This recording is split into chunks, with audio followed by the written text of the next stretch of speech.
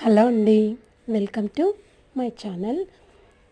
ఈరోజు మనం బఠానీ చాట్ ఏ విధంగా తయారు చేసుకోవాలో చూద్దాం. అందుకోసం ముందుగా బఠానీలను ఒక 2 అవర్స్ నానబెట్టుకొని ఉడికించి పెట్టుకున్నాను. తర్వాత ఒక కడాయి తీసుకొని అందులో ఆయిల్ వేసుకొని ఎండుమిరపకాయలు అలాగే పోపు దినుసులు వేసుకొని అందులోకి కొంచెం పల్లీలు కూడా యాడ్ చేసుకొని పచ్చిమిరపకాయలు కట్ చేసుకున్నవి అలాగే ఉల్లిపాయ ముక్కలు వేసుకొని కొంచెం కలుపుకొని అలాగే అందులో కరివేపాకు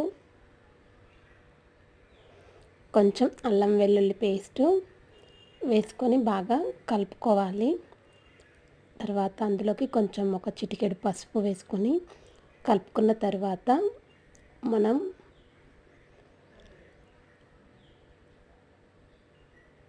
ఉడికించుకున్నటువంటి బఠానీ కూడా వేసుకొని అందులో కారం, ఉప్పు, ధనియా పౌడర్ కూడా వేసుకొని కలుపుకోవాలి.